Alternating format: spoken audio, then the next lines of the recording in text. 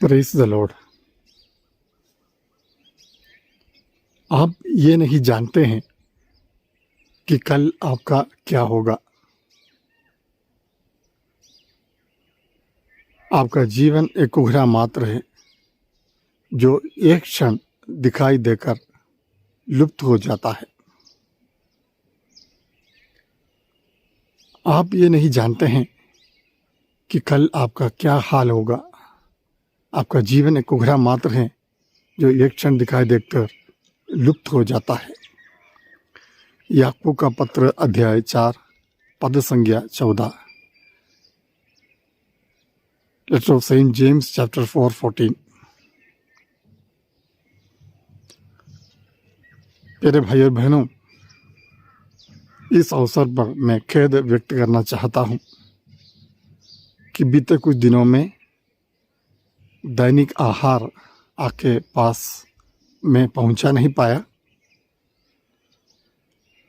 जहां जहां पर वजन की घोषणा होती है वहां पर रुकावटें भी आती हैं, परेशानियां उत्पन्न होती हैं।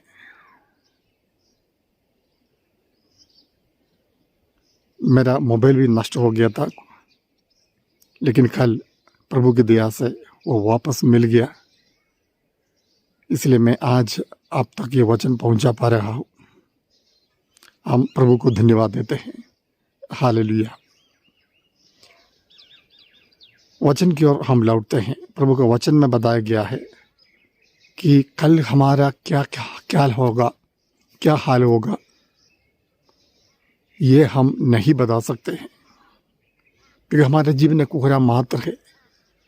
कुहरा हम जानते हैं कि एक क्षण दिखाई देकर लुप्त हो जाता है, हमेशा के लिए नहीं रहता है। तो हमारे जीवन की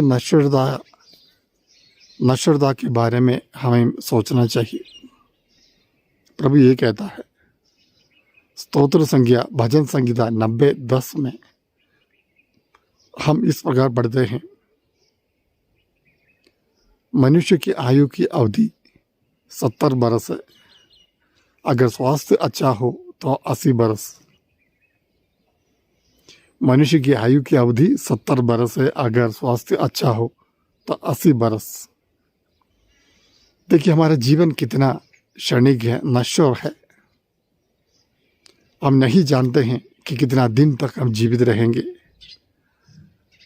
हम बता नहीं सकते हैं कि कल हम उठ पाएंगे कि नहीं, लेकिन मनुष्य इतनी सारी योजनाएं बनाते हैं कि मानो कि वो हमेशा के लिए जीवित रहने वाला है। याकूब के पत्र में उसी अध्याय में इस वचन के पहले का वचन इस प्रकार है,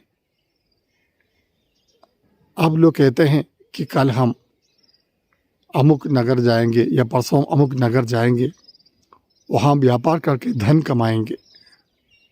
उसके बाद संत याकूब ये कहता है कि तुम्हारा जीवन एक कुहरा मात्र है, क्षण भर में लुप्त हो जाने वाला एक जीवन। इस जीवन काल में हमें क्या करना चाहिए? इस जीवन काल में हमें परमेश्वर की महिमा के लिए जीना है, प्रभु के वचनों पर जीना है, दूसरों की भलाई करते हुए जीना है। जितनी सेवा कर सके, जितना प्यार कर सके, उतना प्यार हमें करना चाहिए, सेवा हमें करनी चाहिए। ये हमारे जीवन का मकसद है। प्रभु ने हम सबको एक दूसरे के लिए बनाया है। मेरा जीवन दूसरों के लिए है, ये एक विचार हमारे मन में हमेशा होना चाहिए। मैं इसलिए जीवित नहीं क्यों संपत्ति धन एकत्रित करें, मैं इसलिए जीवित नहीं कि धन कमाकर मैं आराम से जीवन बिताऊं बिना किसी चिंता के, परेशानी के। एक चिंता हमें जरूर होनी चाहिए कि हमारे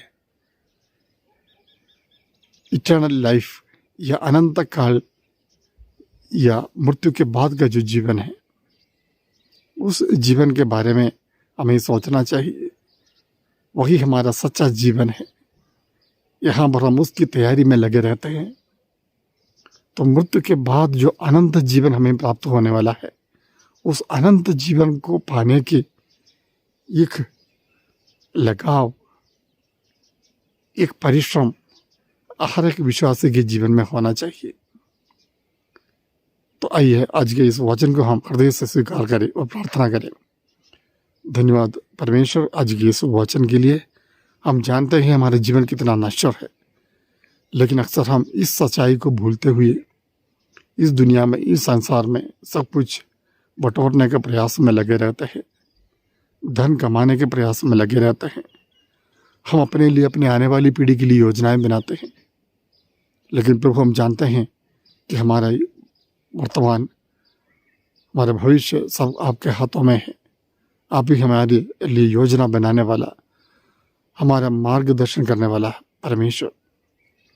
आपके इस योजना के अनुसार चलने के लिए, उसको समझने का प्रयास करने के लिए, साथ ही साथ अनंत जीवन के प्रति हमें गंभीर बनाइए प्रभु, ताकि हम उस जीवन को देखते हुए यहाँ पर का जो क्षणिक जीवन है उसे अच्छी तरह बिता पाए। आमीन।